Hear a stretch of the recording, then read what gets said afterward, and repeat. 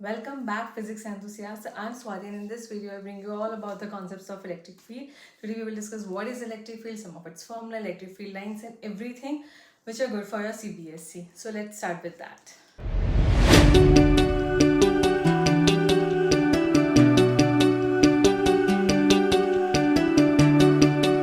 Okay, so let's start with electric field. क्या होती है इलेक्ट्रिक फील्ड? इस चीज को ध्यान से समझना. सपोज करो एक स्पेस में तुम्हारे पास एक चार्ज रखा गया है Q, जिसको हमने बोला सोर्स चार्ज. ठीक है, और कुछ भी नहीं है. अब इस सोर्स के आसपास, इस सोर्स चार्ज के आसपास एक और चार्ज आया Q0, positive test charge. Okay, ये वाला भी जो सोर्स चार्ज है वो कैसा है? पॉजिटिव है. अब तुम्हें ये पता है फ्रॉम द कूलम्ब्स लॉ से कि दो पॉजिटिव चार्ज रिपेल करते हैं, तो ये वाला जो चार्ज है ये इसको पुश करेगा अवे, बिना किसी कांटेक्ट के. इसको टच करे बिना, ये इसके कांटेक्ट में आए बिना, दूर से ही. दैट मीन्स यहाँ पर जो लग रहा है, यहाँ पे क्या लग रहा है? एक एक्शन हो रहा है एट अ डिस्टेंस पर. Action at a distance. ठीक है, तो आर डिस्टेंस की दूरी के ऊपर ये चार्ज एक फोर्स फील कर रहा है. किस वजह से? इस सोर्स चार्ज की वजह से. ठीक है, तो ये क्यों कर रहा है, क्या हो रहा है इसके आसपास? तो इस फंडामेंटल को एक्सप्लेन करने के लिए हमने कॉन्सेप्ट डेवलप करा विच इज इलेक्ट्रिक फील्ड. हमने कहा इस सोर्स चार्ज के आसपास एक फील्ड क्रिएटेड है. ठीक है, जहां पे इस चार्ज का स्ट्रेंथ है. ठीक है, और उस फील्ड के अंदर, उस स्पेस के अंदर अगर कोई भी एक टेस्ट चार्ज या कोई एक दूसरा चार्ज आता है तो उसको फोर्स फील होता है, आइदर रिपेलिंग का या अट्रैक्शन का, बट उसको एक फोर्स फील होगा इस सोर्स चार्ज की वजह से. ठीक है, तो ये जो स्पेस है इसके चारों ओर इस सोर्स चार्ज की, जिसकी वजह से ये फोर्स फील कर रहा है, उसको हम बोलते हैं इलेक्ट्रिक फील्ड. ठीक है, अब जो ये इलेक्ट्रिक फील्ड है, ठीक है, मैं इसको EF लिख रही हूँ. ये जो इलेक्ट्रिक फील्ड है ये इस सोर्स चार्ज की है. ठीक है, जो चार्ज इलेक्ट्रिक फील्ड प्रोड्यूस कर रहा है वो खुद के ऊपर कोई फोर्स नहीं लगाएगा, लेकिन उसके आसपास उसकी स्ट्रेंथ में कोई दूसरा चार्ज आता है तो उसको वो फोर्स फील होगा. तो हम इलेक्ट्रिक फील्ड को कैसे डिफाइन कर सकते हैं? इलेक्ट्रिक फील्ड बोले, इलेक्ट्रिक फील्ड या electric field strength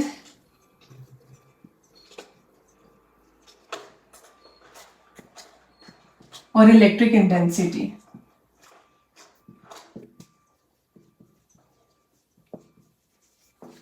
electric field strength, electric intensity, जिसको हम कैपिटल E से डिनोट करते हैं, is defined as the force experienced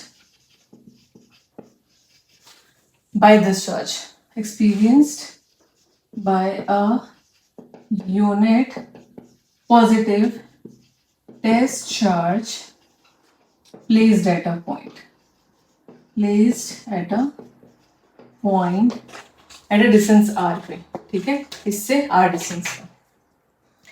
तो इलेक्ट्रिक फील्ड क्या हुई? एक्शन एट अ डिस्टेंस, कि एक ये दूर रखे हुए चार्ज के ऊपर फोर्स लगाएगा जब वो उसकी फील्ड के अंदर आएगा, सोर्स चार्ज की फील्ड में. जो फील्ड प्रोड्यूस करा वो खुद के ऊपर कभी फोर्स नहीं लगाता, बट उस फील्ड में अगर कोई दूसरा चार्ज आ रहा है तो उसको वो फोर्स फील होगा. ठीक है, तो इलेक्ट्रिक फील्ड को हमने ऐसे डिफाइन करा कि कितना फोर्स फील हो रहा है पर यूनिट टेस्ट चार्ज. तो जिसका फॉर्मूला हुआ वो आया F/Q0. अब ये जो Q0 है, जो ये टेस्ट चार्ज है, that should be very small. तो हमने यहाँ पे एक लिमिट लगा दी कि जो Q0 है वो बहुत ही छोटा है. क्यों छोटा है? क्योंकि अगर इसकी वैल्यू बहुत बड़ी हुई तो इसकी भी एक फील्ड आएगी.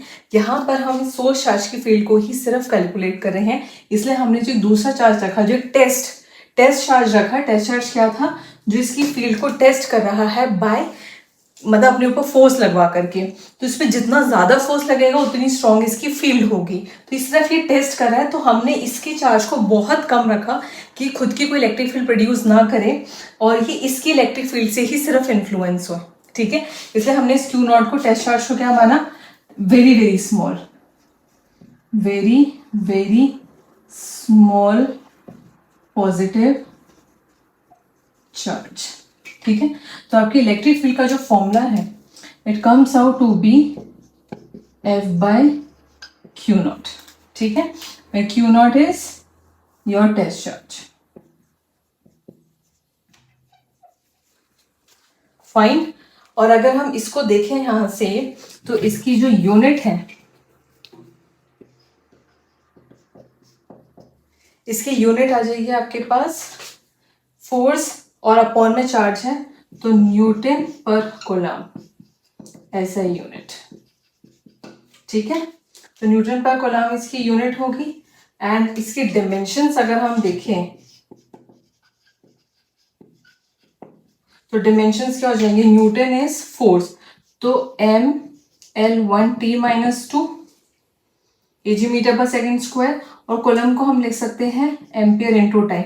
ये ऊपर गया तो इसके डायमेंशन आ गए M1 L1 A-1 और T-3। ओके, तो बहुत बेसिक सी चीज हमें समझ में आई कि जो इलेक्ट्रिक फील्ड है वो बेसिकली क्या कर रही है, फोर्स लगा रही है किसी चार्ज के ऊपर, अगर वो किसी सोर्स चार्ज की फील्ड के अंदर आ रहा है तो, एंड वो इलेक्ट्रिक फील्ड कितनी होगी, जो फोर्स एक्सपीरियंस हो रहा है पर unit test charge. So is equals to F by Q naught, where q naught is your test charge. ठीक है, अब अपन आगे बढ़ते हैं और इलेक्ट्रिक फील्ड को और समझते हैं कि क्या है ये। अब ये जो इलेक्ट्रिक फील्ड है, this is a vector quantity. Electric field is a vector quantity, ध्यान रखना ये वेक्टर क्वांटिटी है। ठीक है, या वेक्टर फील्ड है, और वेक्टर फील्ड, जो इलेक्ट्रिक फील्ड है is a function of r, मतलब कि ध्यान से समझना ये सोर्स चार्ज है एट अ डिस्टेंस आर पर, यहाँ पर इसने कुछ इलेक्ट्रिक फील्ड करी, कुछ यहाँ पर एक इलेक्ट्रिक फील्ड होगी जिसको अपन लिख सकते हैं E r. Electric field as a function of r, मतलब आर डिस्टेंस पे कितनी इलेक्ट्रिक फील्ड है, उस पॉइंट पे जब ये क्यू नॉट चार्ज आया तो उसको एक फोर्स फील्ड हुआ। ठीक है, तो इलेक्ट्रिक फील्ड जो होगी वो अलग अलग आर पर अलग अलग होगी, अलग अलग डायरेक्शंस के अंदर होगी, तो हम उन सबको ऐड करेंगे एज अ वेक्टर क्वांटिटी की तरह, तो एक वेक्टर फील्ड है। ठीक है, सो हम ये इससे कंक्लूड कर सकते हैं दो पॉइंट्स, कि जो सोर्स चार्ज क्यू है वो अलग अलग आर पे different different electric field produce कर रहा है। ठीक है, तो source charge Q produces different electric field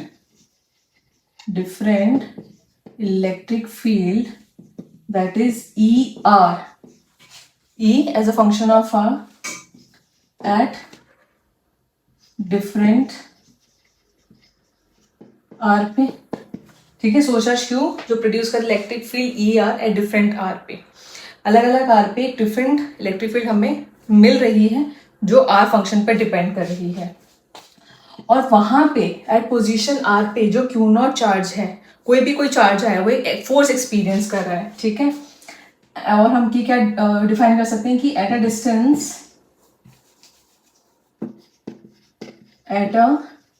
distance are पे any test charge Q not, ठीक है, feels the force by this electric field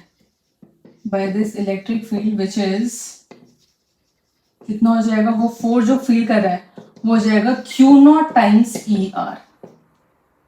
ठीक है, जस्ट जो हमने फॉर्मूला पढ़ा था कि E is equals to F by Q naught, अभी फोर्स पर यूनिट टेस्ट चार्ज, उसमें क्यू नॉट को ऊपर ले गए, एंड जो फोर्स फील हो रहा है वो कितना हो रहा है, Q not times E R, और ई आर जो है वो इलेक्ट्रिक फील्ड है एट अ डिस्टेंस आर पे जहां पे क्यू नॉट चार्ज रखा गया है। Electric field present at a distance R from this source charge Q not at which this Q not charge is placed. ठीक है, तो हम क्या कह सकते हैं कि जो ये इलेक्ट्रिक फील्ड है ये बेसिकली एक इंटरमीडिएटरी रोल प्ले कर रही है दो चार्जेस के बीच में अट्रैक्शन का।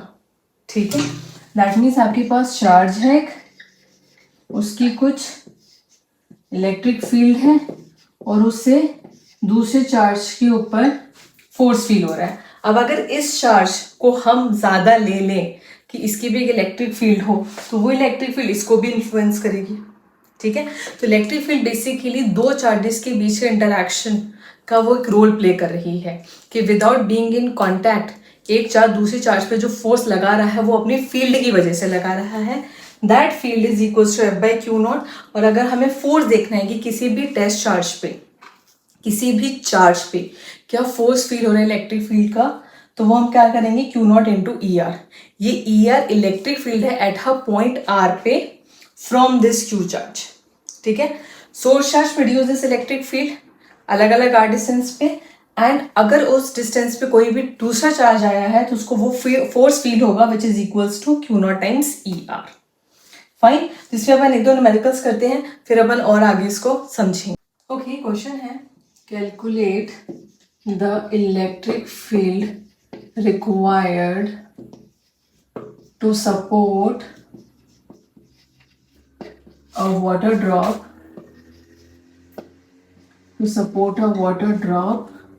of mass 1 gram and charge 1.6 into 10 to the power minus 19 coulomb. ठीक है, हमें बताना है इलेक्ट्रिक फील्ड जो इसको होल्ड करेगा। तो आपके पास सिंपल सा एक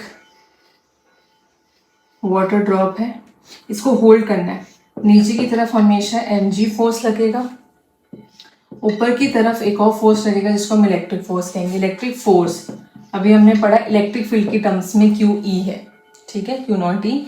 अगर हमें इसको बैलेंस करना है, for balancing the water drop दोनों चार्जेस का दोनों फोर्सेस का सेम होना जरूरी है। नीचे जो ग्रेविटी की वजह से लग रहा है और इलेक्ट्रिक की वजह से लग रहा है वो सेम होना जरूरी, that is q is equals to m g. तो यहाँ से तुम इलेक्ट्रिक फील्ड निकाल लो which is equals to m g by q. M is 1 gram, तो 1 ग्राम को हम लिख सकते हैं 1 into 10 to the power minus 3 k जी, जी को 10 ले लो, और क्यू कितना गिवन है 1.6 into 10 to the power minus 19 coulomb. तो ये न्यूटन पर कूलम तुम्हारी क्या हो जाएगी, इलेक्ट्रिक फील्ड इस वाटर ड्रॉप को बैलेंस करने के लिए। ठीक है, एक और क्वेश्चन करते हैं इसी पे। देखो, an electron moves a distance of 6 centimetre when accelerate from rest,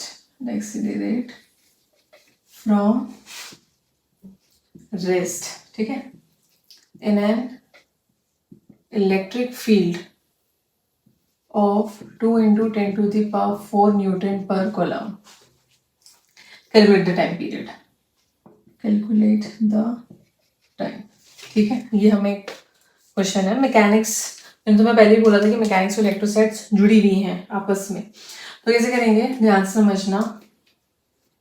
एक इलेक्ट्रॉन मूव हो रहा है 6 centimetre from when accelerate from rest in an electric field. जो इलेक्ट्रिक फील्ड है वो उसको मूव करवा रही है। तो जो फोर्स हमने देखा था, जो फोर्स का फॉर्मूला है E, वो हमने देखा है Q टाइम्स जो E का फॉर्मूला था वो हमने कितना देखा था, is equals to F by Q not. Okay, तो यहाँ से जो फोर्स होगा इलेक्ट्रिक फोर्स हो जाएगा क्यू नॉट टाइम्स ई, और इस इलेक्ट्रिक फोर्स को हम लिख सकते हैं एम इंटू ए,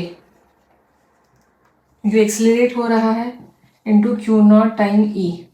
अब क्योंकि इलेक्ट्रॉन की बात हो रही है यहाँ पे, तो इलेक्ट्रॉन का मास हमें पता है कितना होता है 9.1 into 10 to the power minus 31। Acceleration निकालेंगे, चार्ज इलेक्ट्रॉन है तो 1.6 into 10 to the power minus 19।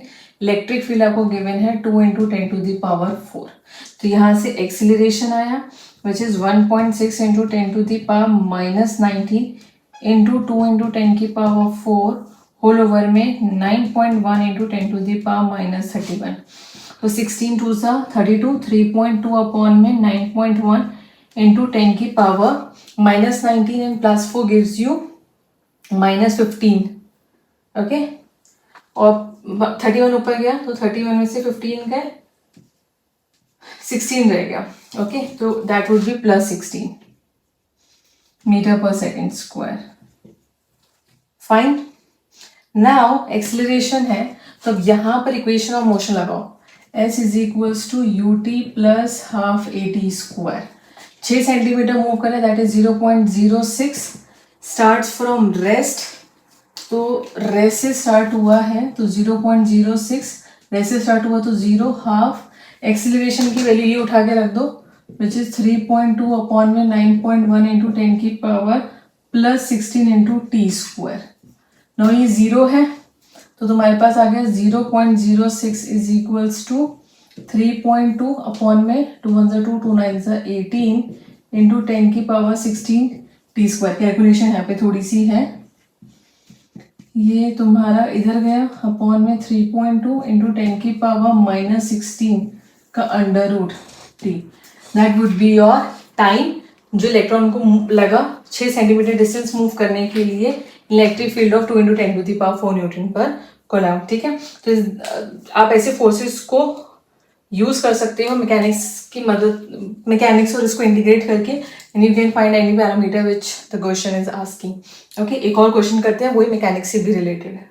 Now suppose in the next question you have 2 conductors parallelly placed. It's a question, but मैं अभी तुम्हें सिर्फ कॉन्सेप्ट समझा रही हूँ, तो मैं तुम्हें सीधा डायग्राम से बता रही हूँ। तो ये 2 कंडक्टर्स हैं, अपोजिटली चार्ज हैं, दैट मीन्स एक को पॉजिटिवली चार्ज ले लो और दूसरे को नेगेटिव ले लो, ओके। अब यहां पर एक electron symmetrically and parallel to the both the conductors enter हुआ, यहां से ये ऐसे एंटर हुआ with some velocity v not along x axis. अब because of the electric field it deviates, ठीक है।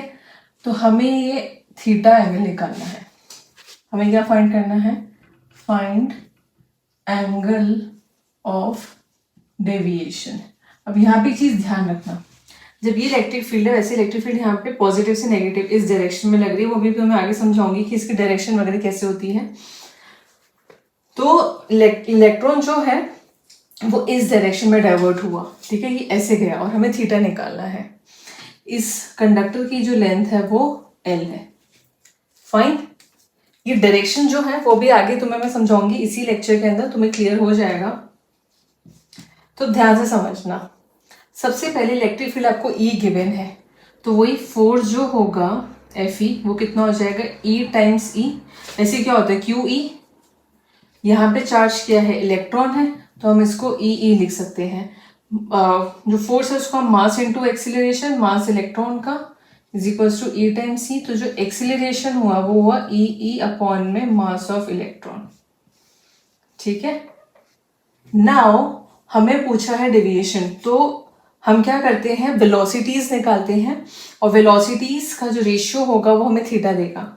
तो सबसे पहले वेलोसिटी अलोंग एक्स एक्सिस देखूं, तो एक्स एक्सिस के अलोंग इसको कोई डेविएशन नहीं मिल रहा, तो इसके जैसे पैराबोला के अंदर हम 2 वेलोसिटीज देते थे, V X V Y, same यहाँ है। तो यहाँ पे जो वी एक्स वेलोसिटी है वो वी नॉट ही होगी जिस इनिशियल वेलोसिटी से आया, इसके अलोंग कोई एक्सेलरेशन नहीं है, ठीक है।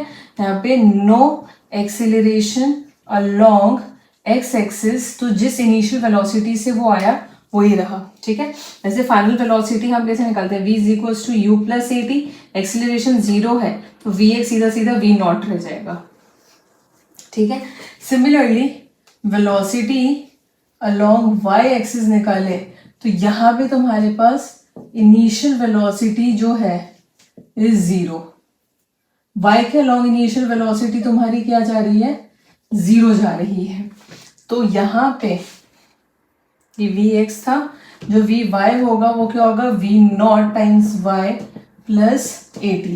तो Vy, V नॉट इनिशियली 0 है, अब जो एक्सिलरेट हुआ है वो सारा वाई एक्सिस की तरफ हुआ है, which is E by mass, charge into electric field upon में मास इंटू टाइम। तो वी वाई वेलोसिटी आपके पास होगी, ठीक है। अब अगर हमें थीटा निकालना है तो टेन थीटा तुम्हारा कैसे आ जाएगा, टेन थीटा आ जाएगा वी वाई अपॉन में वी एक्स, वर्टिकल वेलोसिटी जो इसके लॉन्ग है अपॉन में हॉरिजॉन्टल वेलोसिटी जो V Y, this upon this gives you tan theta. So V Y is equals to E T by M और V X है V not. तो ये तुम्हारे पास क्या आ जाएगा, deviation which is equals to tan inverse E T upon में M V not. Fine. So ये भी एक मैकेनिक्स है using electrostatics. Electrostatics itself is not that vast, but जब इंटीग्रेटेड कॉन्सेप्ट्स आते हैं then it makes a difference और काफ़ी इंटरेस्टिंग हो जाता है।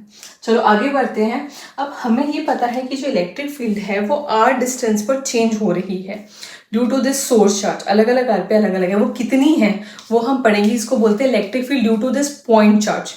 एक पॉइंट चार्ज जो कि आइसोलेटेड है, जो स्टेशन है, जो मूव नहीं कर रहा, वो हर एक आर डिस्टेंस पर कितनी इलेक्ट्रिक फील्ड निकालेगा अपन उसको समझते हैं। Electric field due two point charge, due two point charge, ठीक है। पॉइंट चार्ज की बात करें, ध्यान समझना। तो हम यहाँ पे कंसीडर करते हैं एक सिनेरियो। कंसीडर करो एक चार्ज Q को, consider a positive source charge, positive point source charge, ठीक है, which is isolated and stationary, ठीक है, isolated and stationary at a point in space,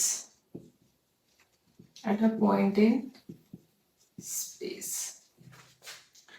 तो यहां पर हमने एक source charge Q, capital Q ले लेते हैं, ठीक है, एक सोर्स चार्ज कैपिटल Q जो कि पॉइंट चार्ज है, आइसोलेटेड है, स्टेशनरी, मूव नहीं कर रहा, ठीक है, present in some space, ठीक है। Now at a distance r, now at a distance r पे a positive test charge, a positive test charge Q naught is placed, ठीक है। सब्जेक्टिव जब भी लिखते हैं सीबीएसई के अंदर कुछ डेरिवेशन है तो you have to write the theory, you have to make the diagram and the proper derivation with all the calculations. You have to show that if you want to gain good marks, it gives you a very good presentation. तो हमने क्या करा, are distance पर एक Q not रख दिया और ये जो है consider positive point charge isolated stationary at a point, कहाँ पे प्लेस्ड है, एट ओरिजिन पर, at origin पर, stationary is placed in the origin, is placed at कहाँ पे, origin पे रखा गया है और उस डिस्टेंस की दूरी पर एक Q नॉट है। अब होगा क्या, इस चार्ज की एक फील्ड होगी चारों और इस पॉइंट पे जो फील्ड होगी, क्योंकि r डिस्टेंस की दूरी पर है तो हमने उसको बोला E as a function of r, ठीक है। तो सबसे पहले अगर हम देखें तो क्या होगा, चलिए ऐसे करते हैं, according to Coulomb's law, according to Coulomb's law अगर हम देखें तो इनके बीच में जो इलेक्ट्रिक फोर्स है वो कितना हो जाएगा, K Q charge into source charge upon में डिस्टेंस जो है वो हमने r स्क्वायर माना और यहाँ पे इसी डायरेक्शन में क्योंकि पॉजिटिव चार्ज है तो पॉजिटिव से अवे एक इलेक्ट्रिक फील्ड लग रही है जिसको हमने r कैप से कहा, तो जो यूनिट वेक्टर है वो हमने इस डायरेक्शन में दे दिया, आर कैप। ये अपन आगे पढ़ेंगे कि पॉजिटिव से किस डायरेक्शन में होती है, नेगेटिव से क्या होती है, बस इसके एंड में मैं तुम्हें समझाती हूँ। तो एफ ई ये है। एंड वी नो की जो इलेक्ट्रिक फील्ड है एट अ डिस्टेंस आर पे, वो हमारे पास है F E by Q not. ठीक है, ये हमने कैलकुलेट करा था as per my first principle from the definition से। जो डेफिनेशन से हम निकालते हैं वो फर्स्ट प्रिंसिपल से होता है। नाउ अगर हम इन दोनों इक्वेशन को देखें, अगर हम फर्स्ट इक्वेशन को इसमें पुट कर दें तो आपके पास ई आर क्या बन जाएगा, 1/q0। Force is electric field is a vector quantity, तो फोर्स आपके पास हो जाएगा क्या, k by R square R cap.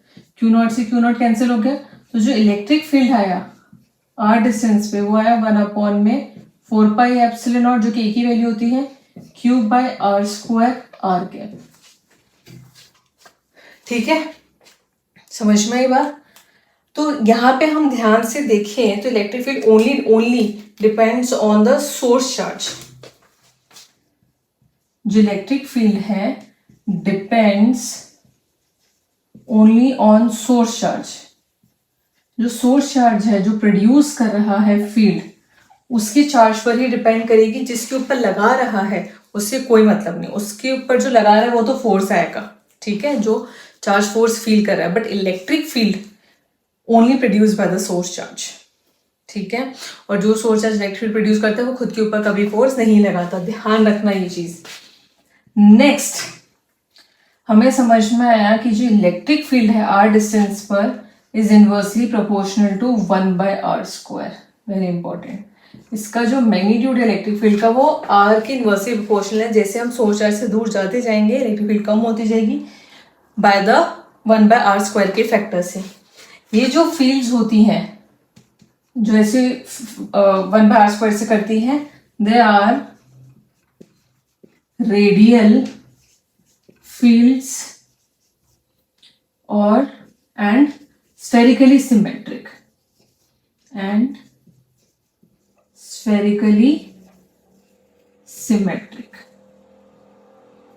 ठीक है, तो एक पॉइंट चार्ज जो कि स्टेशनरी आइसोलेटेड है वो हर एक आर डिस्टेंस पर कितनी इलेक्ट्रिक फील्ड प्रोड्यूस करेगा, k³ r²। ये इलेक्ट्रिक फील्ड 1/r² को फॉलो करती है, दैट इज रेडियल है और स्फेरिकली सिमेट्रिक है। अब रेडियल फील्ड्स क्या होती हैं उसको हम ध्यान से समझते हैं। तो रेडियल क्या मतलब है, रेडियस से तुम इसको समझ सकते हो, कोई भी आपके पास एक चार्ज है, ठीक है, कोई भी चार्ज है, पॉइंट चार्ज है, ठीक है, जब फील्ड्स सेंटर से हमें दूर जाती हुई दिखाई दे कि एक सेंटर से दूर जा रही है अलोंग द रेडियस, मतलब ऐसे अलोंग रेडियस, अगर मैं यहाँ पे एक स्फेयर बनाऊं 3D के अंदर तो ये सब रेडियस ही हुआ। तो जब ये अलोंग द रेडियस सेंटर से दूर जाती हुई दिखे या फिर आपके पास सेंटर की तरफ आती हुई दिखे, मतलब इन्फिनिटी से कहीं से दूर से सेंटर की तरफ आ रही है या सेंटर से दूर जा रही है, ऐसी फील्ड्स को हम बोलते हैं रेडियल फील्ड्स। ठीक है, तो रेडियल फील्ड्स वो हुई the fields which appears to come to start or end from the center of radial fields। ठीक है, fields that appears to start or ends at some center point, at some center point, or they move along the radius, or they appear to move along radius are radial fields, are radial fields। ठीक है, now ध्यान से समझना। Suppose करो ये आपके पास एक charge है, अगर हम 3D स्पेस में बात करें तो हर एक आर डिस्टेंस पर इस चार्ज के चारों ओर एक स्फीयर बनेगा। ठीक है, if it is a point charge if it is a positive point charge, और अगर हम आर डिस्टेंस देखें, हर आर डिस्टेंस पर तुम्हें क्या मिलेगा, रेडियस मिलेगा, आर इज द रेडियस, तो तुम्हें क्या मिलेगा, एक स्फीयर मिलेगा। दूसरा आर ले लो, दूसरा आर ले लो, लेट्स से एक कैपिटल आर लिया, तो हर एक कैपिटल आर पे तुम्हें एक दूसरा स्फीयर मिल जाएगा, ठीक है। और एक और आर ले लो, R1 ले लो, तो हर R1 पे तुम्हें एक अलग स्फीयर मिलेगा। तो ऐसे डिफरेंट स्फीयर्स मिलते जाएंगे, इसको हम बोलते हैं स्फेरिकली सिमेट्री। तो electric field is same along the spherical surface around a point charge, around a charge at any distance r पे, at any distance r पे, ठीक है। क्या फॉर्म करेंगी, spherically symmetric fields, form spherically symmetric fields. Clear हुआ, sphere बन जाएगा, एक सिमेट्री क्रिएट हो जाएगी, ठीक है। इस पूरे सरफेस पे जो आर डिस्टेंस पर है और एक पूरा स्फेयर बन रहा है चार्ज के चारों ओर, इस हर एक पॉइंट पर इलेक्ट्रिक फील्ड सेम होगी, ठीक है।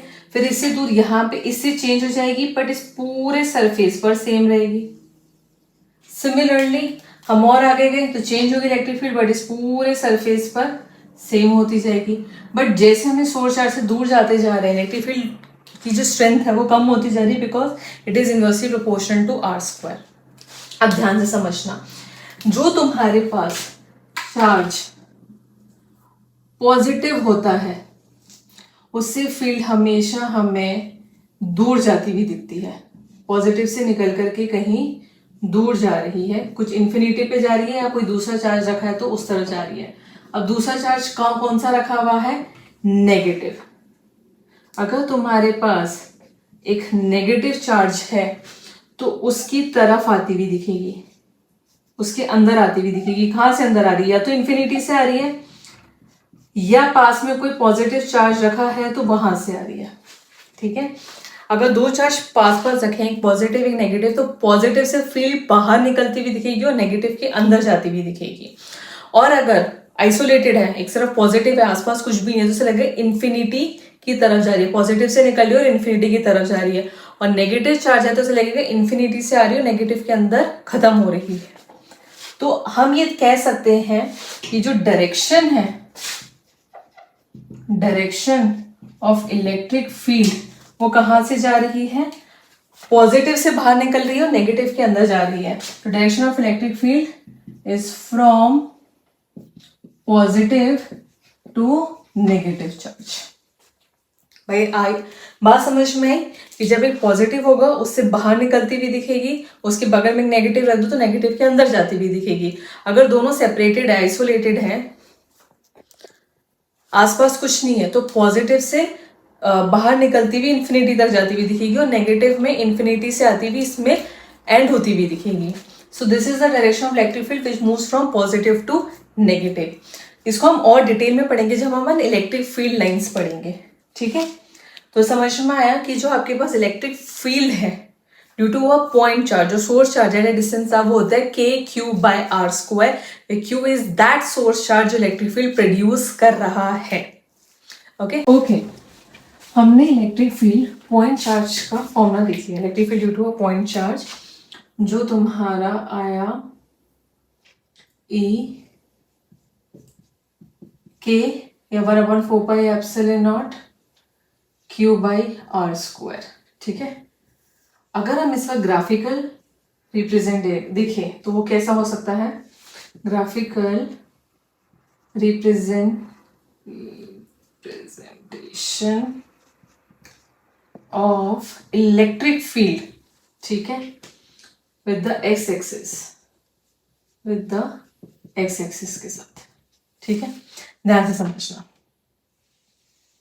अब यहां पर हम ग्राफ बना रहे हैं अब जो ये पॉइंट चार्ज है Q, it can be positive and negative, ठीक है। तो ये पॉजिटिव और नेगेटिव दोनों हो सकता है, तो हम इसका दोनों के लिए ग्राफ देखते हैं। तो सपोज करो यहाँ पर तुम्हारे पास एक प्लस Q चार्ज रखा है, ठीक है। इलेक्ट्रिक फील्ड जो है वो y एक्सिस पर है और विद द x एक्सिस के साथ हमें इसका ग्राफ प्लॉट करना है। अब पहले इधर देखो, पॉजिटिव चार्ज की वजह से इलेक्ट्रिक फील्ड क्या जाती है, दूर जाती है। यहाँ पे इलेक्ट्रिक फील्ड मुझे इस साइड दिखेगी, ठीक है। जब इलेक्ट्रिक फील्ड मुझे इस साइड दिख रही है as a function of distance, इस साइड पॉजिटिव, इस साइड पॉजिटिव होता है x, तो दैट मीन्स इलेक्ट्रिक फील्ड हमारे पास यहाँ पे इज ग्रेटर देन 0 है, राइट। अभी ग्रेटर देन 0 है, दैट मीन्स ये इस कोऑर्डिनेट में आएगी, ठीक है। नीचे E 0 हो जाए, नेगेटिव में जाएगा, ग्रेटर देन 0 है तो इस साइड आएगी। अब इसका जो ग्राफ है वो कैसा बनता है, इसका ग्राफ कुछ एसिम्प्टोट बनता है। एसिम्प्टोट क्या होता है, यहाँ पे जो इलेक्ट्रिक फील्ड है that is inversely proportional to r square, या अपन अभी डिस्टेंस ले रहे हैं तो x स्क्वायर ले लो। जैसे जैसे x बढ़ेगा, that is if your x tends to infinity, infinity की तरफ जा रहा है, then your electric field will move towards 0, ठीक है। तो जब x इंफिनिटी को अप्रोच कर रहा है, पॉजिटिव इंफिनिटी को, तो your electric field approach to 0, तो दैट मीन्स एसिम्प्टोट है, पूरा 0 हुआ नहीं, अप्रोच हो रहा है, तो ये बिल्कुल इसके साथ पैरेलल लाइन होगी। और जैसे जैसे x बढ़ेगा इलेक्ट्रिक फील्ड बढ़ती जाएगी, बढ़ती जाएगी, बढ़ती जाएगी, एंड इट कम्स अगेन एक एसिम्प्टोट सिचुएशन में। एसिम्प्टोट वो होते हैं जो एक्सिस के बिल्कुल पैरेलल हो जाते हैं और इन्फिनिटी तक अप्रोच करते हैं, एकदम 0 नहीं हुए but it almost tends to 0।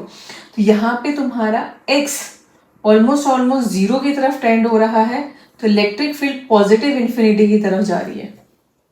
अब सिमिलरली अगर इधर देखो तो इधर इलेक्ट्रिक फील्ड इस साइड जाएगी, पॉजिटिव से अवे जाती है इलेक्ट्रिक फील्ड, ठीक है। तो अगर इलेक्ट्रिक फील्ड अवे जा रही है पॉजिटिव से, तो यहाँ पे तुम्हारे पास इलेक्ट्रिक फील्ड के आगे नेगेटिव होगी, और नेगेटिव नीचे होगा क्योंकि E नीचे साइड नेगेटिव है, यहाँ पे E लेस देन 0 है, ठीक है। तो अगेन इसका ग्राफ क्या होगा, यहाँ x डैश मान लेते हैं, ये E डैश है, ठीक है। कि जब तुम्हारा x बिल्कुल माइनस इन्फिनिटी को अप्रोच करेगा, x tends to minus infinity, तो जो तुम्हारा अभी माइनस इन्फिनिटी या प्लस इन्फिनिटी, ये इलेक्ट्रिक फील्ड तुम्हारा बिल्कुल बिल्कुल 0 की तरफ अप्रोच करेगा, तो ये कुछ यहां जाएगा, फिर ये बढ़ेगा बढ़ेगा बढ़ेगा, and again it goes like this एसिम्प्टोटिकली when your x 0 की तरफ टेंड करेगा, यहाँ x 0 जा रहा है, तो जो इलेक्ट्रिक फील्ड होगी वो बिल्कुल तुम्हारी माइनस इन्फिनिटी की तरफ अप्रोच करेगी। तो इस तरीके का कुछ एक एसिम्प्टोट बिहेवियर में तुम्हारा ग्राफ आता है, दिस इज नॉट हाइपरबोला, ठीक है। तो ये तुम्हारा इलेक्ट्रिक फील्ड का ग्राफ है और ये इंपॉर्टेंट है, कॉम्पिटिटिव में भी आ सकता है एंड फॉर योर CBSE। अब इसी प्लस Q को हम चेंज कर देते हैं किसमें, माइनस में।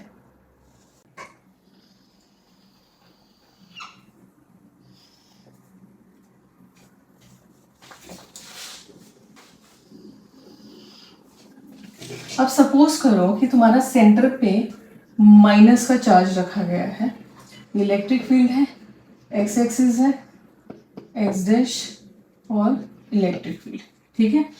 तो अब यहाँ पर अगर हम देखें तो जो तुम्हारा नेगेटिव है उससे इलेक्ट्रिक फील्ड इस डायरेक्शन में जाती है, राइट। इस डायरेक्शन में तुम्हारी इलेक्ट्रिक फील्ड आएगी नेगेटिव के टुवर्ड्स। अब इधर आ रही है, दैट मीन यहाँ पे जो इलेक्ट्रिक फील्ड है वो लेस देन 0, तो लेस देन 0 नीचे जाएगा, तो इस वाले पोर्शन में ग्राफ बनेगा, और बनेगा कैसा, एसिम्प्टोटिक ही, जो हमने अभी समझा है, दैट इज समथिंग लाइक बिल्कुल इसके पास, एंड ये यहाँ से बढ़ करके अगेन ऐसे चला गया। तो दैट मीन्स जब योर x इंफिनिटी को अप्रोच कर रहा है तो इलेक्ट्रिक फील्ड 0 हो जाएगा, और जब E यहाँ पे माइनस इन्फिनिटी है अप्रोच करेगा, जब x 0 मतलब x 0 जा रहा है तो E माइनस इन्फिनिटी को अप्रोच करेगा। इधर देखो तो यहाँ पर जो इलेक्ट्रिक फील्ड है वो तुम्हारी इस डायरेक्शन में जाएगी, तो अब यहां पर इलेक्ट्रिक फील्ड तुम्हारी क्या होगी, पॉजिटिव होगी, ठीक है।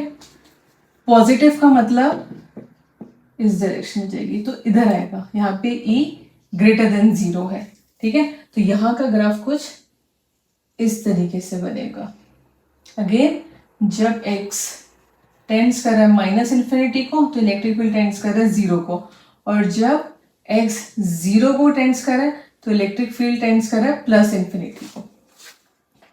तो इस टाइप के इनके ग्राफ है, पॉजिटिव के अलग माइनस के अलग, और भी होते हैं। दो पॉजिटिव चार्ज रखें तो ग्राफ क्या होगा, दो माइनस रखें तो ग्राफ क्या होगा, वो हम जब न्यूमेरिकल्स करेंगे तो मैं तुम्हें वो भी बता दूंगी। But standard for the point charge k3/r² के लिए ये ग्राफिकल रिप्रेजेंटेशन है इलेक्ट्रिक फील्ड का along with the x axis, ठीक है।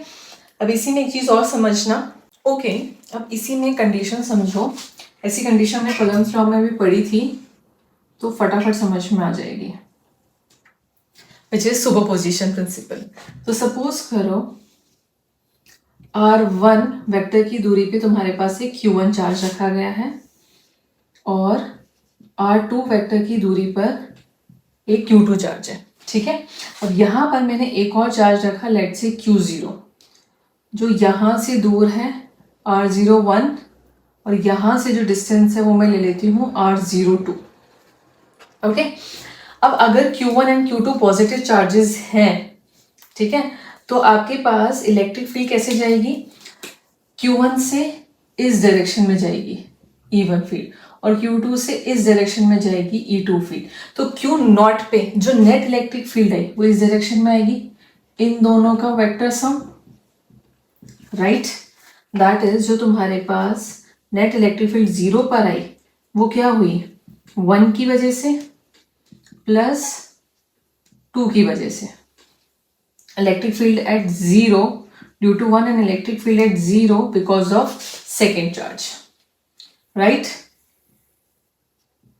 हम बोल सकते हैं ये चीज को हम कैसे लिख सकते हैं, 1 में 4πε0 Q1 अपॉन में ये डिस्टेंस r01 वेक्टर का whole square r01 cap plus 1 में 4πε0 Q2 अपॉन में r02 का होल स्क्वायर r02 कैप, ठीक है। अगर तुम इस चीज को ध्यान से समझो तो कूलम्ब्स लॉ जैसा ही है, ये एक तरह का सुपरपोजिशन बन रहा है, ठीक है। तो ये जो सुपरपोजिशन प्रिंसिपल है वो क्या कहता है, superposition principle states that the net electric field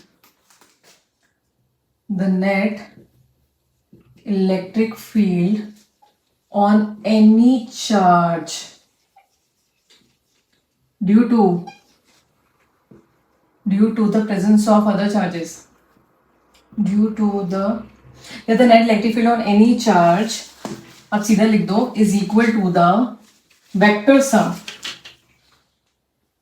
is equal to the vector sum of the electric field due to individual charges, ठीक है, where provided all other charges, the charges assumed to be absent,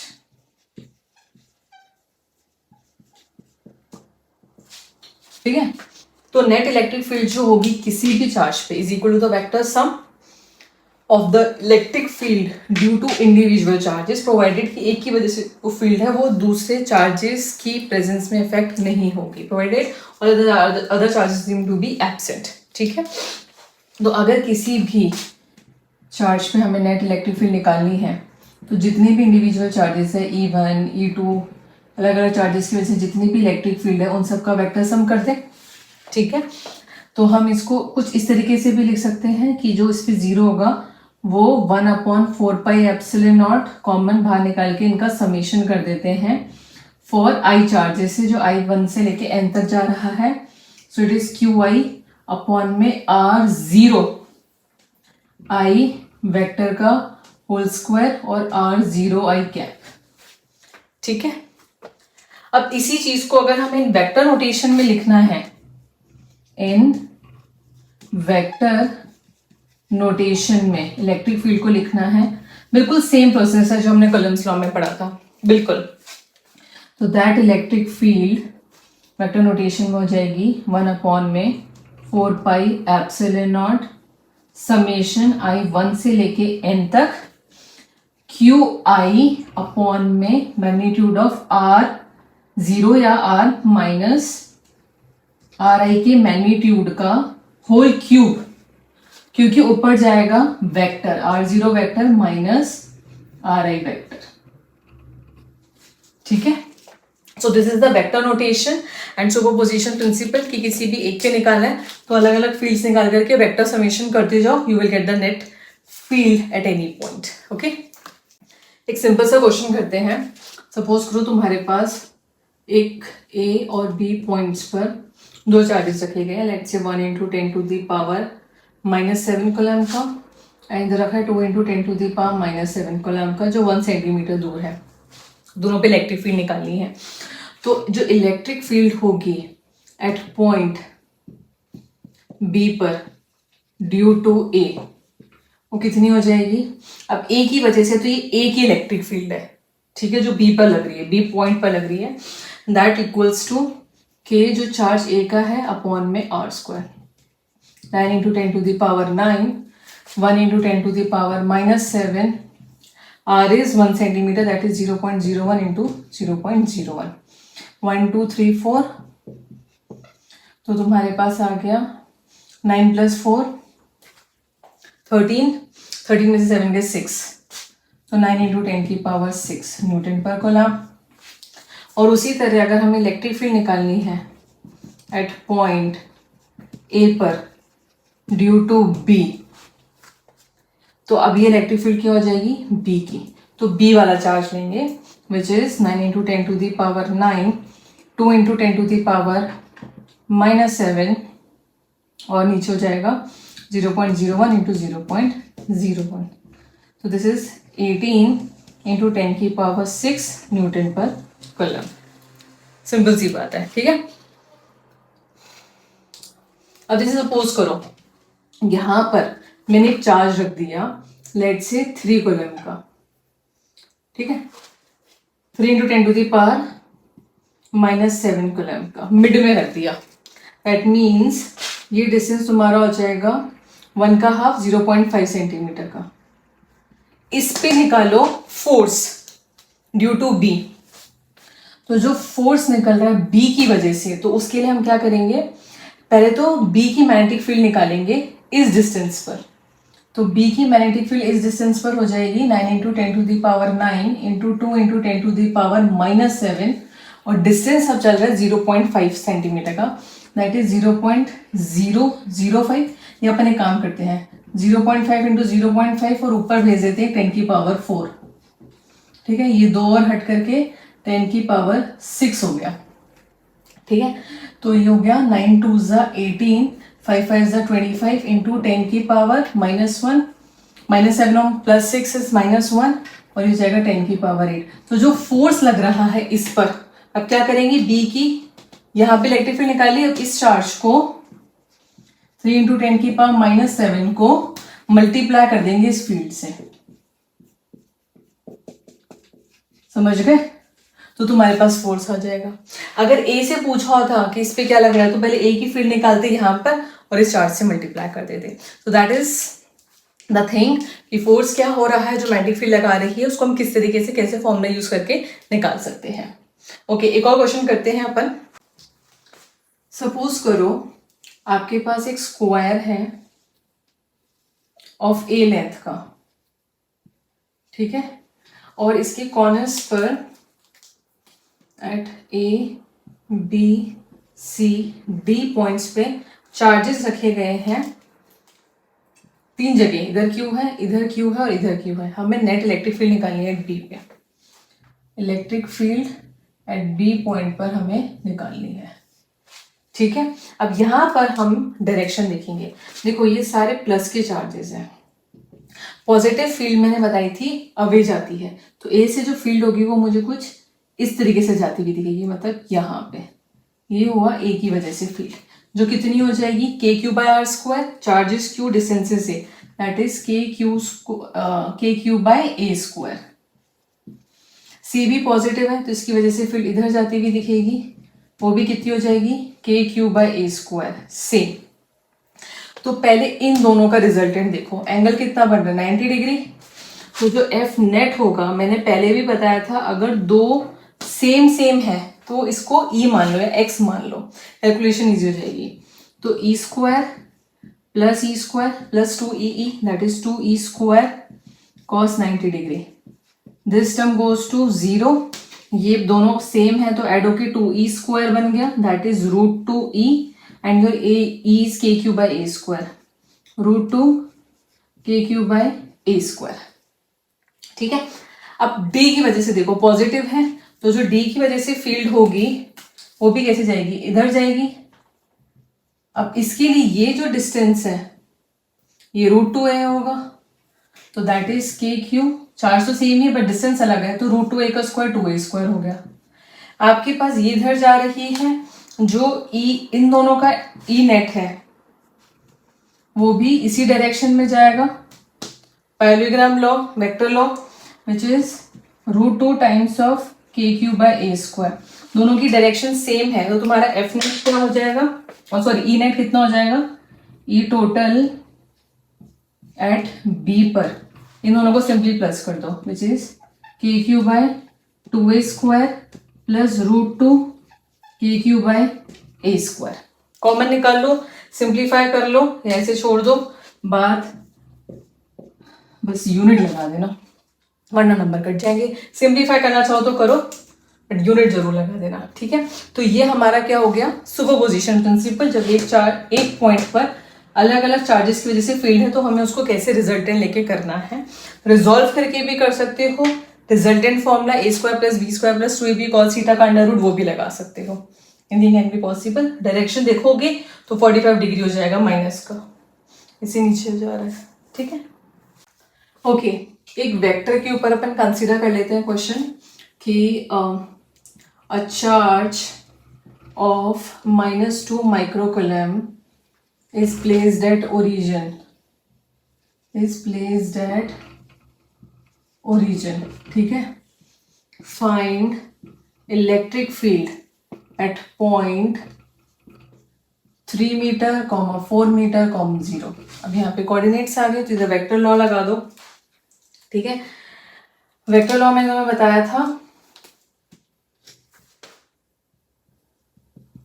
के Q upon में r minus R आई या 2 - 1 ले लो, 1 ले लो कि magnitude का whole cube और साथ में r माइनस r1 वेक्टर। तो पहले तो निकाल लो, आपका जो चार्ज है क्यू चार्ज वो 0,0,0 पे है, जिस r डिस्टेंस के बाद मुझे निकालना है वो 3,4,0 है, तो इनके जो r वेक्टर होगा वो क्या होगा 3 - 0 i cap plus 4 - 0 j cap plus 0 - 0 k cap, तो ये निकल कर आया 3i cap plus 4j cap, r minus r1, ये पोजीशन r पे, इसको r1 मान लो, और इसका मैग्नीट्यूड हम निकाले तो 3 का स्क्वायर प्लस 4 का स्क्वायर 25 का under root is 5, values put कर दो, you will get the answer. कैसे आ जाएगा, k is 9 × 10 की पावर 9, चार्ज इज -2, तो 2 × 10 की पावर -6, चाहो तो माइनस का साइन लगा लो। ठीक है, डायरेक्शन से बता देना कि टूवर्ड्स होगा। इसका मैग्नीट्यूड आया था 5, इसका क्यूब करेंगे तो 5 5 25 5 125 into r vector 3i cap plus 4j cap, 3i cap plus 4j cap. ठीक है, so 9 2 18 अपॉन में 125 3i cap plus 4j cap into 10 की पावर 3 न्यूटन पर कूलम। इसको और भी सिंप्लीफाई कर सकते हैं ना, मल्टीप्लाई करके 125 से डिवाइड कर लेना, but this is how the concept can be used in a numerical. Okay, now the next topic is very interesting.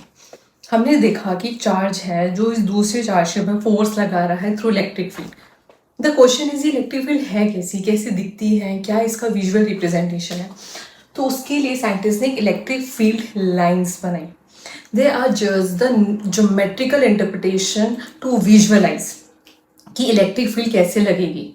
इनका कोई फिजिकल एग्जिस्टेंस नहीं है, they are just imaginary lines, but ये हमें एक हेल्प करती है इमेजिन करने के लिए, विजुअलाइज करने के लिए कि how electric field between the two charges works, how it looks and how it works.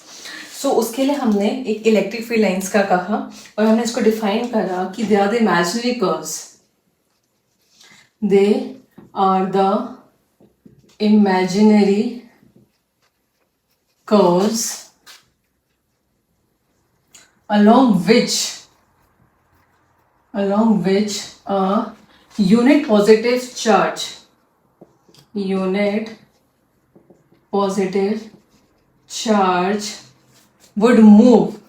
would tends to move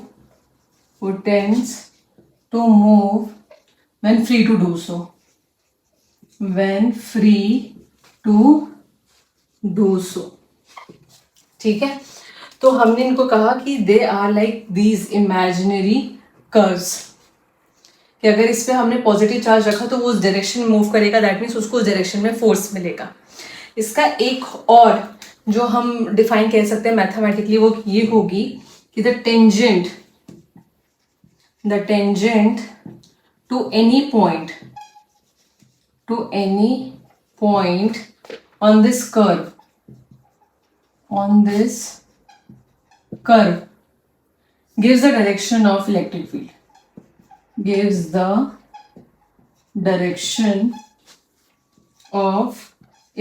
field, तो दैट मीन्स इस कर्व का कोई से भी पॉइंट पे अगर हमें टेंजेंट बनाए, दिस इज द टेंजेंट, ये टेंजेंट है, ये टेंजेंट है, ये टेंजेंट है, तो इस डायरेक्शन के अलोंग इलेक्ट्रिक फील्ड होगी. ठीक है.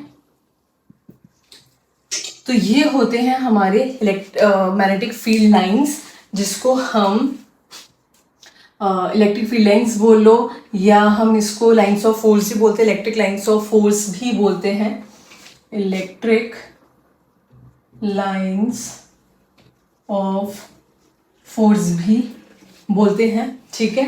फील्ड लाइंस बोल लो, इलेक्ट्रिक फील्ड लाइंस बोल लो, ये फिल बोल दो, तो ये वो लाइंस है. ठीक है. अब इन लाइंस की कुछ प्रॉपर्टीज होती है जो अपन एक एक करके अच्छे से समझते हैं. पहले समझ में आ गया, ये एक इमेजिनरी कर्व है जो रिप्रेजेंट करते हैं इलेक्ट्रिक फील्ड को. इस कर्व के जो टेंजेंट्स हैं वो हमें डायरेक्शन देते हैं इलेक्ट्रिक फील्ड की. ओके. अब अपन इसकी प्रॉपर्टीज डिस्कस करते हैं. ओके. अब अगर इनकी प्रॉपर्टीज देखी जाए इलेक्ट्रिक फील्ड लाइंस की, तो वो क्या होगी, ध्यान से समझना. पहली प्रॉपर्टी ये है कि they are smooth continuous curve, they are smooth continuous curve without any break. ठीक है. तो किसी चार्ज के चारों ओर ये जो कर्व्स होंगे ये बिल्कुल स्मूथ होंगे, इनके बीच में कोई ब्रेक नहीं होगा. ठीक है. दूसरा है कि जो दी फील्ड लाइंस हैं, electric field lines always begin from positive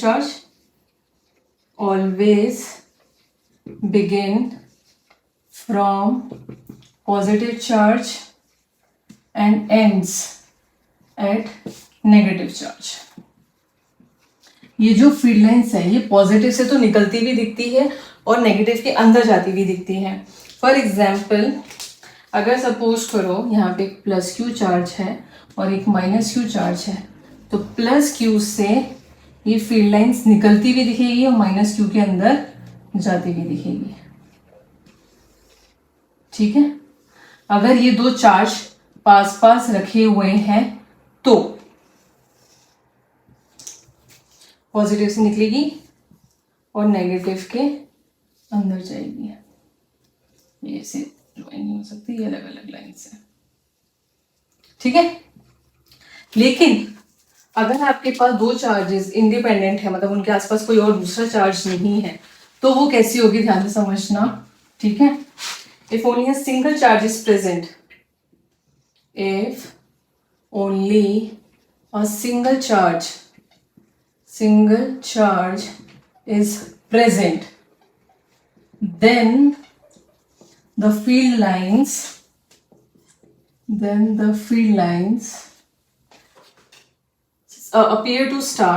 appears to start, या ऐसे लिख लो, and the field line start और ends at infinity पे,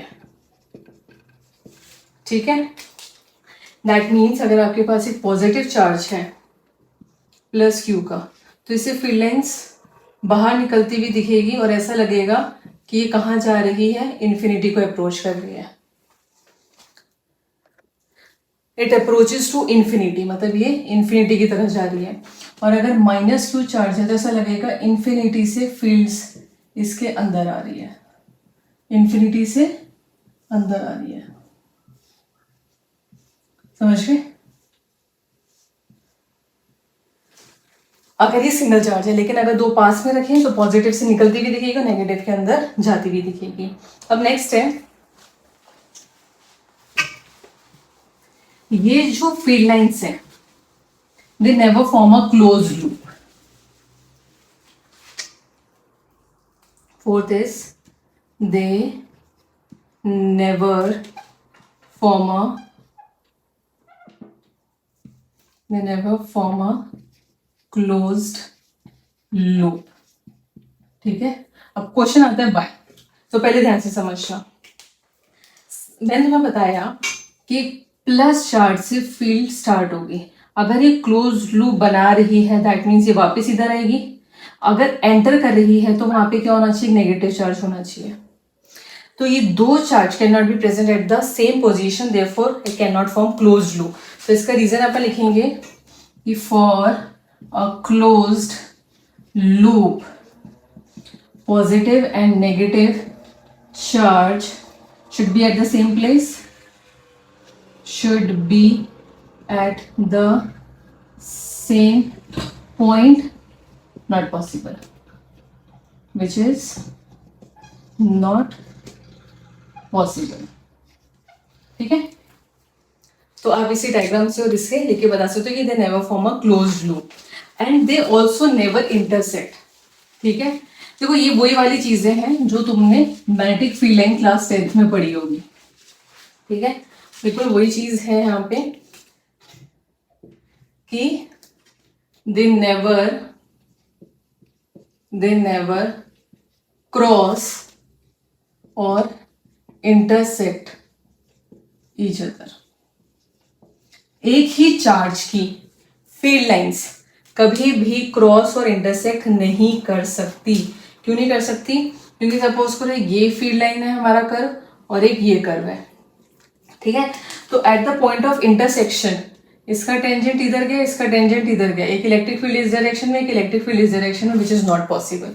सो व्हाट वी कैन से कि at the point of intersection, at a point of intersection there will be two direction, there will be two tangents at the intersection point, at that point which gives two different direction of electric field, two different direction of electric field, which is not possible, for a given charge, ठीक है। Next है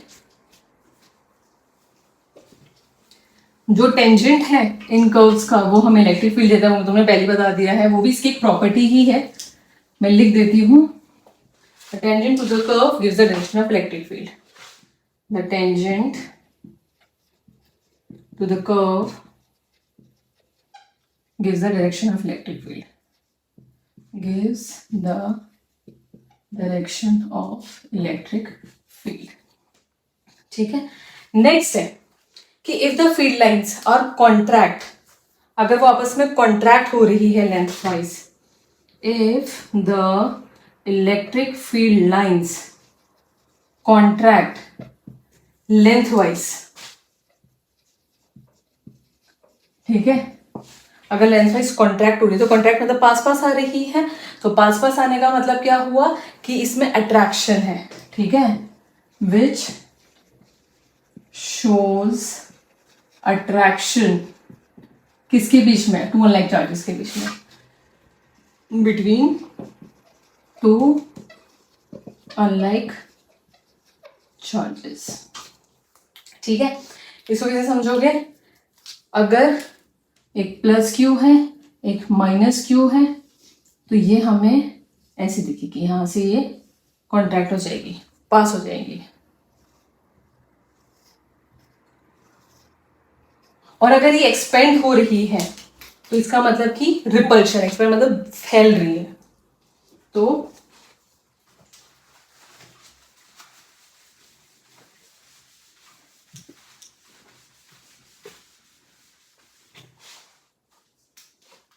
eighth is if the electric field lines expand laterally, lengthwise, laterally, then it shows repulsion between two charges, between two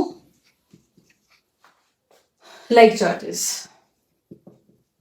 like charges के बीच में repulsion है, इस वजह से वो एक्सपेंड हो रही है। इसको अपन ऐसे कर सकते हैं कि अगर ये प्लस क्यू है और इधर भी प्लस क्यू है, तो यहाँ पे तो फील्ड हमें वैसे ही दिखेगी, यहाँ पे हमें ऐसे इस साइड जाती हुई दिखेगी, इधर से निकल रही है और ये दूर ऐसे जा रही है, इधर से भी जा रही है, तो यहाँ पर ये एक्सपेंड हो जाएगी, यहाँ पे ये कॉन्ट्रैक्ट हो रहा था, यहाँ पे ये ऐसे एक्सपेंड होगी, ठीक है। तो मतलब कि ये कुछ फैली भी दिखेंगी, दैट मीन्स कि दो लाइक चार्जेस के बीच में रिपल्शन है। Okay, so next is very important, next property,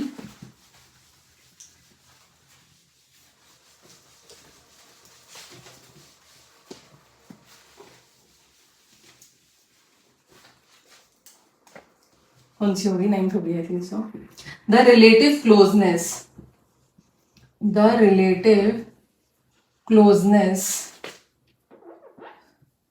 relative closeness of the electric field lines gives the strength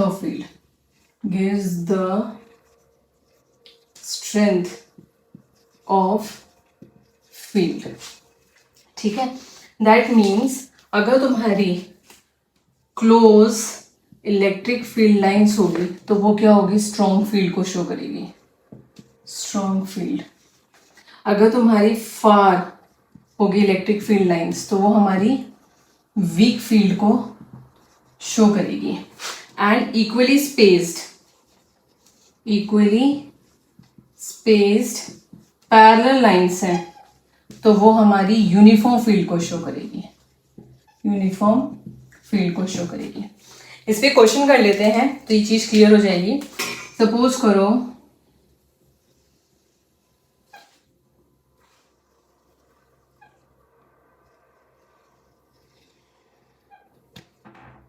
थोड़ी मेरी ड्राइंग हो जाती है तो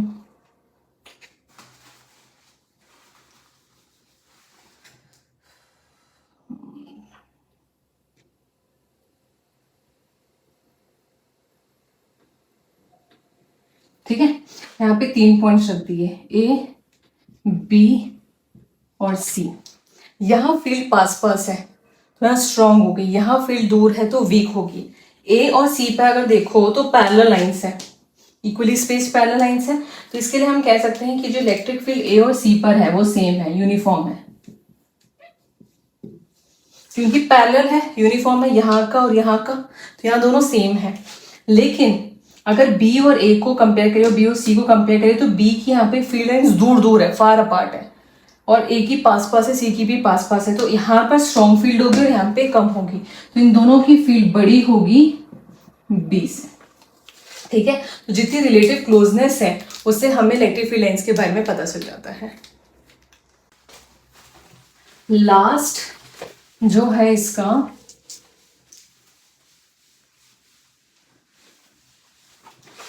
टेंथ, दैट प्रॉपर्टी इज कि electric field lines are always normal मान लो या perpendicular, is always normal to the surface of conductor, is always normal to the surface of conductor. Conductor की सरफेस की हमेशा परपेंडिकुलर होगी। इसका रीजन मैं तुम्हें तब बताऊंगी जब अपन कंडक्टर कैपेसिटेंस वगैरह पढ़ेंगे, तब तुम्हें बहुत अच्छे से समझ में आएगा। And they never pass through the conductor, through the conductor. और दूसरी इसके अंदर मैं बोलूं, that means electric field lines are absent inside the conductor. Electric field lines are absent inside conductor, inside a conductor। ठीक है, so these are the properties of electric field lines, जिसको समझना बहुत जरूरी है क्योंकि काफी इंपॉर्टेंट है, क्वेश्चन इसमें से बन ही जाता है। अब आगे समझो, एक टिप है, मतलब इसी के अंदर एक स्टार्ट पॉइंट है कि जो भी तुम्हारे पास नंबर ऑफ फील्ड लाइंस होगी, मतलब किसी चार्ट से जितनी नंबर ऑफ फील्ड लाइंस हमें बाहर निकलती हुई दिखेगी, वो प्रोपोर्शनल होगी आपके मैग्नीट्यूड ऑफ चार्ज के। मतलब हमें एक प्रोपोर्शनलिटी का वो देगी, समझ रहे हो? इसके ऊपर एक क्वेश्चन देख सकते हो कि इफ हम ये बोल सकते हैं कि number of field lines from charge A is 100, having a charge of 4 coulomb। ठीक है, तो find electric field lines for a charge of magnitude +3 column. ठीक है, तो यहाँ प्रोपोर्शनलिटी का साइन है, वो होगा कि 100 पे उसका चार्ज 4 है। ठीक है, तो कितनी फील्ड लाइंस होगी कि उसका चार्ज 3 हो जाए। ठीक है, तो your x would be 75 like this. ये प्रोपोर्शनलिटी का मतलब है। इसको तुम और ऐसे समझ सकते हो कि सपोज तुम्हारे पास ये सिनेरियो गिवन है, यहाँ पे 2 चार्जेस हैं Q1 और Q2। ठीक है, यहाँ से तुम्हें कुछ फील्ड लाइंस दिखा रखी है।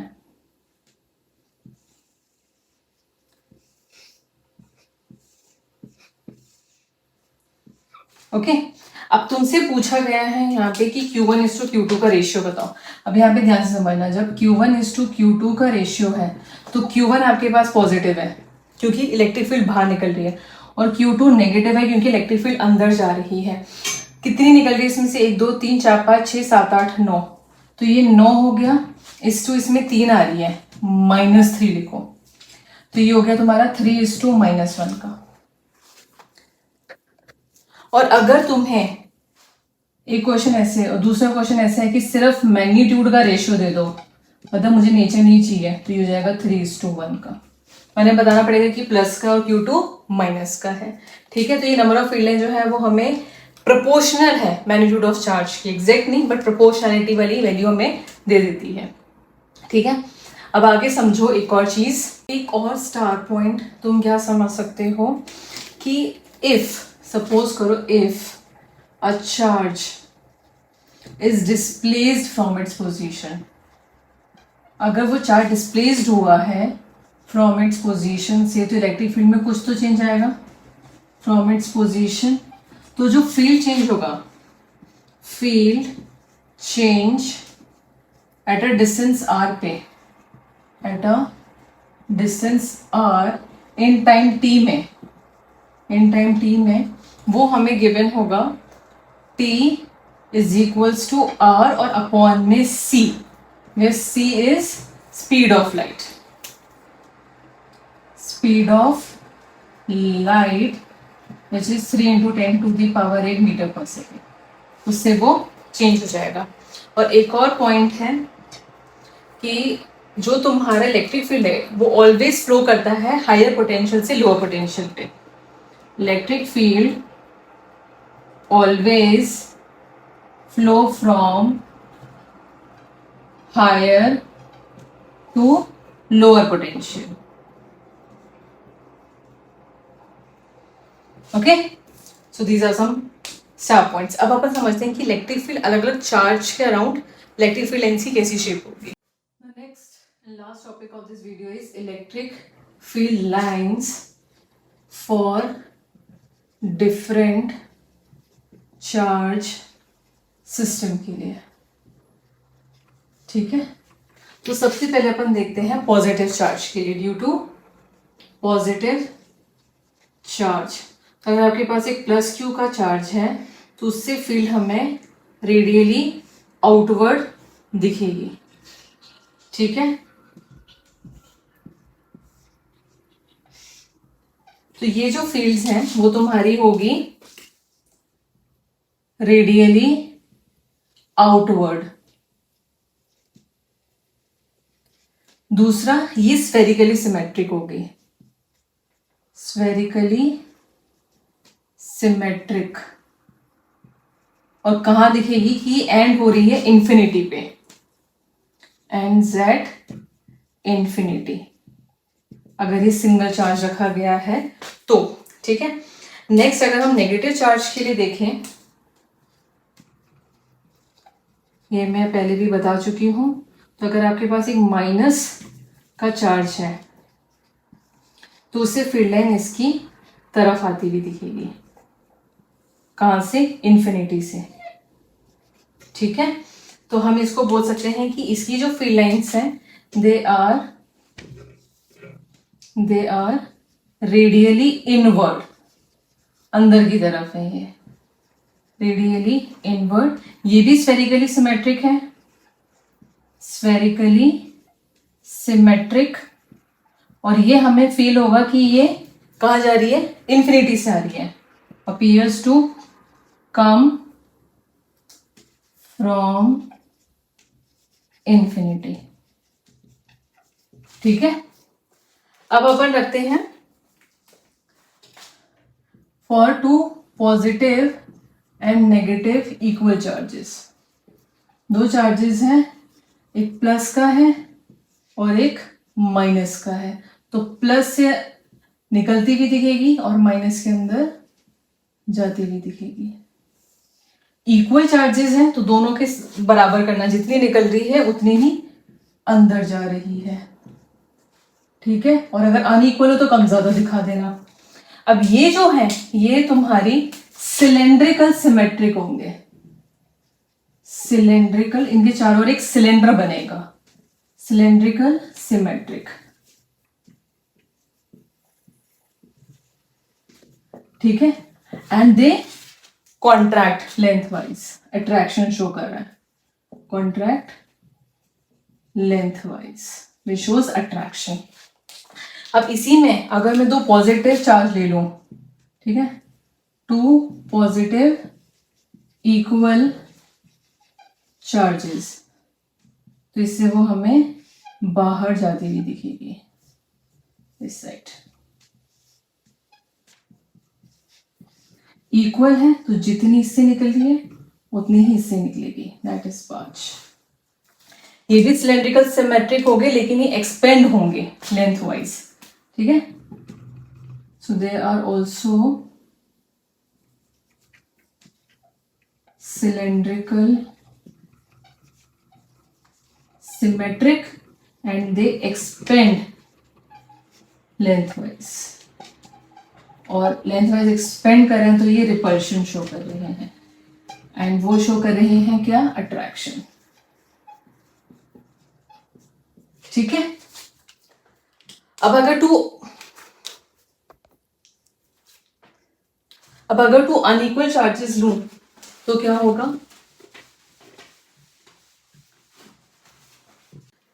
For two positive unequal charges देख लो, टू पॉजिटिव अनइक्वल चार्जेस, एक ज्यादा है एक कम, अगर इस तरीके का आपको बनाने के लिए आए तो एक से ज्यादा इलेक्ट्रिक फील्ड आप बाहर निकालना और दूसरे से कम, जैसे यहाँ पे अपन ने 9 निकाल दी और इससे तुम 6 निकाल दो, तो ये अनइक्वल हो गया, क्योंकि जितनी भी हम नंबर ऑफ फिलेंस निकाल रहे हैं वो हमारा मैग्नीट्यूड ऑफ चार्ज ही दे रहा है, तो इस तरह से आप अनइक्वल मैग्नीट्यूड ऑफ चार्ज बता सकते हो। ठीक है। और हम नेक्स्ट निकालते हैं for a conductor, for a plane conductor. अगर हम एक कंडक्टर के लिए देखें तो कंडक्टर की तो नॉर्मल होती है, पॉजिटिव कंडक्टर मान लो, है ना। अगर पॉजिटिव कंडक्टर है तो हमें नॉर्मली आउटवर्ड दिखेगी, अवे फ्रॉम द कंडक्टर, इधर से भी। ठीक है। तो इसके लिए हमें क्या पता चल रहा है कि कैसी है,